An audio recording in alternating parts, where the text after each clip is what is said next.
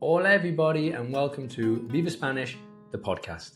I'm Lee, founder of Viva Spanish, Spanish teacher, occasional coffee enthusiast, and someone who spent years helping people move beyond simply learning Spanish to actually using it. Because, let's be honest, most of us didn't decide to learn Spanish because we dreamt of memorizing irregular verbs or arguing about the subjunctive. We wanted to order tapas without panicking, chat with locals on holiday, feel more confident when we travel, maybe even build a life in Spain. And that's exactly what this podcast is all about. Each week we'll explore practical Spanish, useful phrases that people really use, insights into Spanish culture and life in Spain, and the lessons I've learned from years of teaching, living in Madrid and helping thousands of students gain confidence speaking the language. Whether you're just starting out with your first hola or you're already comfortably chatting over a café con leche, you're in the right place. So grab yourself a brew or perhaps something a little more Spanish, and let's spend a bit of time improving your Spanish and understanding the people and culture behind the language. Bienvenidos. Let's get started.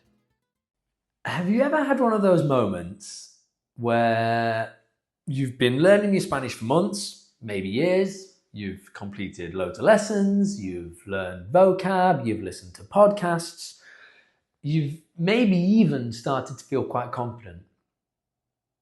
Then a Spaniard opens their mouth.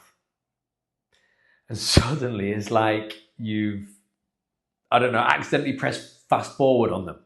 You catch the hola, then perhaps the vale, and after that, it's just chaos, absolute chaos. A blur of sounds traveling at approximately the speed of light. And you start wondering whether you've accidentally been learning a completely different language. Yeah? Me too. Yeah, a lot of times. Now, the good news is this. You're not imagining it.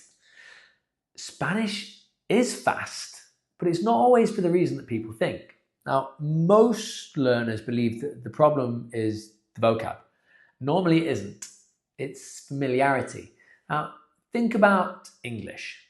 If somebody says, "You're right, mate," you hear it instantly. You don't analyze each of the words. You hear it as a chunk. "You're right, mate." Spanish works exactly the same way. Native speakers aren't processing "¿Cómo estás?" as two separate words. What they're hearing is one familiar chunk. And that's exactly what you need to do in order to train yourself a little bit. Here's a really nice little phrase. It's a bit of a filler. It's a ver. Literally, it's to see, but it's let's see. And it's used constantly. Like I said, it's a filler. A ver qué pasa. Let's see what happens. A ver. That's it. A ver. To begin an explanation. To begin while you're thinking of how you're going to respond. Now, once you notice it, you will hear it everywhere. One of the biggest breakthroughs in language learning happens when you stop listening for the individual words and you start listening for the patterns. Think of it like music. You don't hear every note separately, you hear the melody.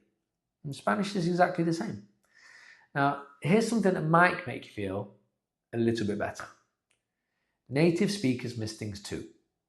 People will often ask them to repeat things, just like in English. You what? People misunderstand. People zone out. Sorry, what did you say? The difference is that they don't immediately assume that they're bad at Spanish. You don't think you're bad at English.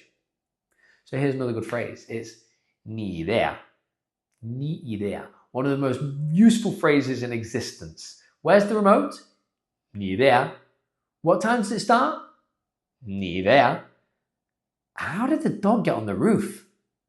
Hopefully, ni idea, meaning no idea. It's a bit of a strange structure, but it's very natural. Now, when I lived in Spain, I realized something quite quickly. You don't need to understand every word. You need to understand enough of the entire phrase. Tourists often panic when they miss one word. Spaniards don't.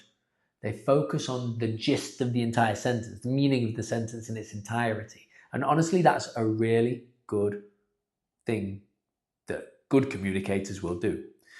Now, another phrase is to pillar algo, to catch something.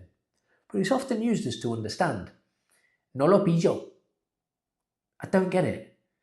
¿Lo pillas tú? Do you get it?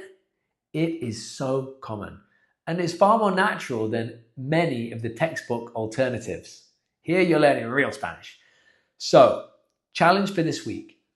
Stop trying to understand 100%. Aim for 70, because 70% understood and confidence to continue is infinitely more useful than demanding perfection and saying bob all. And trust me, the more Spanish you hear, the slower Spaniards magically become. Or perhaps more accurately, the faster you become.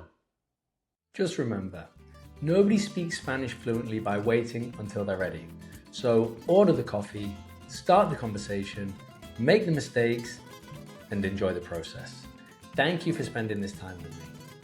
Como siempre, la próxima vez, más y mejor. Hasta luego.